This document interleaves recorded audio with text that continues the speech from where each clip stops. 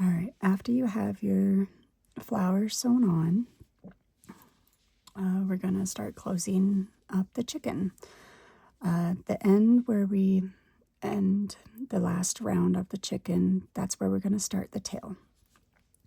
Take off your stitch marker, and then you're going to chain 4. 1, 2, 3, 4. Go. And we're going to make a treble crochet into, and we're going to join the sides together. So in the first stitch, right next to like the chain stitch, you're going to go into the back loop. Make sure your tail end is down, and then the next stitch across from it is going to be the stitch on the other side of your chain stitch. Go into the front loop, yarn over, and pull through both loops, and then complete your treble. There we go. And do it again, but with a double crochet. Tail end is down, pull through both loops, and finish your double crochet. And the next one will be a half double crochet, back loop, yarn down, front loop, pull through both loops, and complete your half double. And the last one's going to be a single crochet.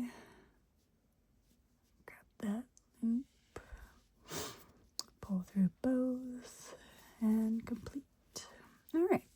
And the next, all the way across until you have 14 left, will be slip stitches. And then you're just going to continue the same way as in going into the back loop, yarn down, and then stitch across, go into the front, and slip stitch, back loop. This yarn is really hard to see the loops. Sorry about that, but it's just so pretty. All right, let's see here. And before you get to your last 14 stitches, you'd want to add your polyfill to fill up the bottom part of the chicken, only because once it gets to here, it's really hard to stuff. So I'm just going to make a nice loop so I don't lose it. Grab my polyfill and start filling the chicken.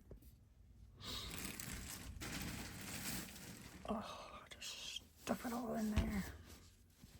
And another tip, sometimes I notice when I was making my chickens, it's very floppy in the tail area. And I didn't realize that once you have this closed, it would be a good idea to take your polyfill and just like stuff it up in there so it has a nice, so it's solid right there and it's formed well. And just keep stuffing all the, there we go.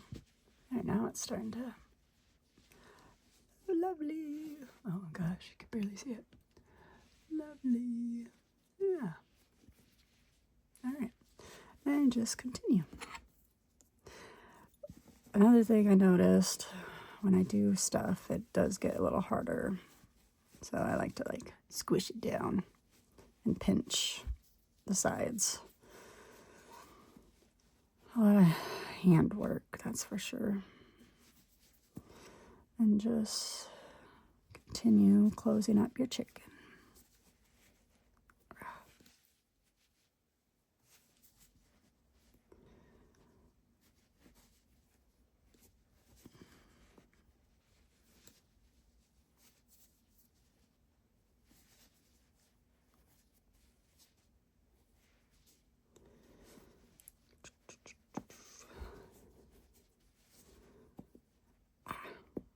Come on.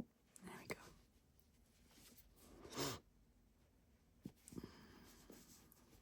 And then sometimes with the stuffing being in there, you kind of grab some of it.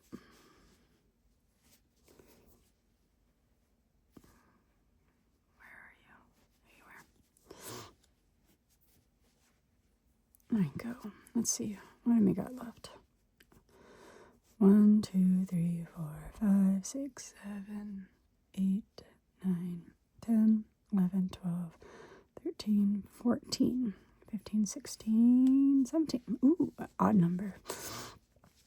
All right, with odd numbers are fun. Okay, so we got 17, 16, 15.